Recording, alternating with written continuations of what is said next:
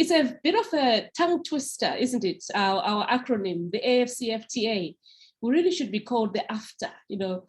The AfCFTA started trading on 1 January 2021 as a flagship project of the Africa Union's Agenda 2063. It is potentially the largest free trade area in the world by size, with an ambitious continental reach, as well as ambition in the scope and coverage of the trade and investment instruments that it covers. And if implemented according to the timelines, the AfCFTA will contribute significantly to the economic development of African nations and increase the welfare of African citizens by facilitating growth in trade and acceleration in industrialization. Ladies and gentlemen, the key message of my address today is that the establishment of the AfCFTA, which has brought about great hope and even greater expectations, will accelerate the transformation of African economies through inclusive and sustainable industrialization. Industrialization is so important that it is written into the agreement itself. It is crucial for African countries to transform their economies, to create jobs, to add value, and to promote trade through greater integration into regional and global value chains. As you can well imagine, ladies and gentlemen, and as you probably know, African exporters have been primarily targeting external markets, and they have been mainly targeting these external markets for raw materials. So if we have nothing but raw materials to trade with each other, we have no free trade area. And this is why there's a very strong connection between trade and industrialization, because the essence is to boost the levels of intra-African trade, which at the moment are a paltry 18%. And this is very unusual because normally you trade with your neighbors. You trade with your neighbors, but Africa faces and looks only at external markets. So by linking trade and industrialization, the AfCFTA hopes to increase this intra-African trade. Despite failing to industrialize in the past, we believe that the operationalization of the AfCFTA offers Africa a new window of opportunity. Indeed, the AfCFTA presents an opportunity for Africa to turn a new page on its economic growth and development trajectory.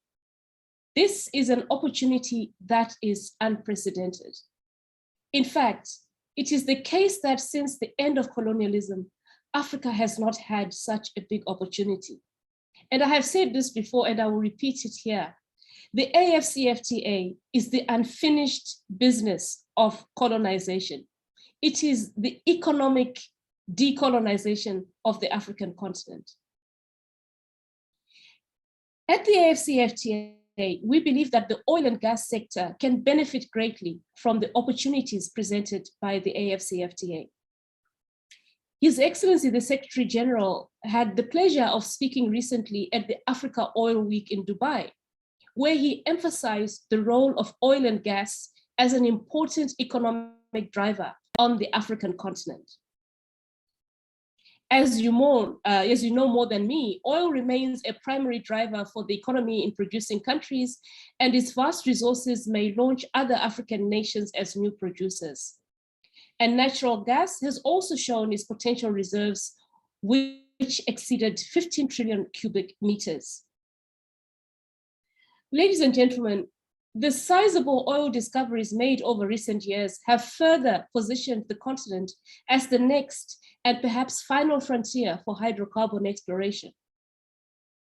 However, Africa's upstream hydrocarbon sector is at a crucial turning point, with reserve additions from final investment decisions and project startups at their lowest level in 3 decades.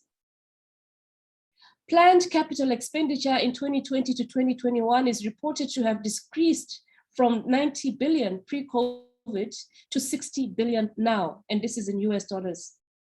To remain competitive, therefore, African producers and African governments must adapt. Without action by African governments and national oil companies to support upstream investment and maintain contain project startups and final investment decisions, the risk of African oil production steadily declining in the next decade could be real, with significant negative implications. To encourage investment in the oil and gas sector and the development of new projects, meaningful progress must be made on improving the business environment, legal certainty, and improved regulatory, fiscal, and licensing systems. And this, ladies and gentlemen, is where the AfCFTA comes in. It is in this context that the AfCFTA becomes relevant for the national upstream industry. The AfCFTA is important because state parties, having legally accepted the obligations to open their markets and reduce their barriers to trade, reduce barriers to investment flows, and to adhere to a single set of rules for trade and investment on the African continent, have made a firm commitment. The AfCFTA, ladies and gentlemen, establishes clear, transparent, predictable, and mutually advantageous rules to govern trade in goods and services, competition policy, investment, and intellectual property among state parties. It also establishes a dispute settlement mechanism for the settlement of disputes, which further enhances the value proposition for investors by making investment in Africa less risky. The coming in of the dispute settlement mechanism as an important element of the agreement establishing the AfCFTA signals the readiness of Africans to take up any disputes that may arise in the AfCFTA market. You will be pleased to hear, ladies and gentlemen, that the AfCFTA is also currently negotiating a continent-wide investment protocol. This is intended to make investment within African countries, particularly in capital-intensive oil and power, less risky for investors and for African countries themselves. Now, before the AfCFTA, in addition to normal business risks, investment in Africa's oil and power industry was subject to a host of additional risks, ranging from post-contract regulation or taxation to outright expropriation. And cautious of local courts serving the contracting countries, investors sought to protect their investments through arbitration and litigation, resulting in a mix of treaties and contractual clauses with very mixed results.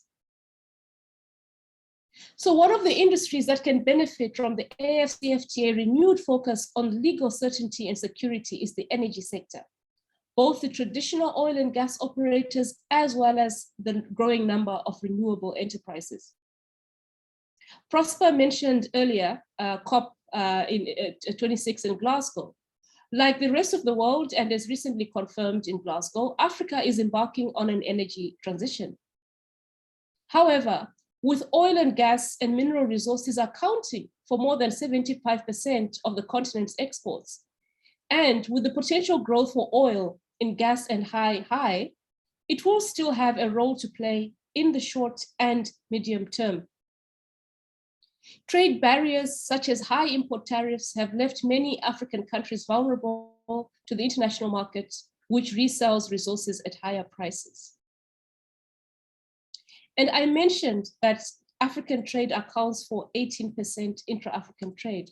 But if you look closer within that 18%, you'll find that approximately 25% of all intra-African exports were for oil, gas, and electrical energy. But with the economies of scale available for regional power solutions, we can reasonably expect the power export market to expand.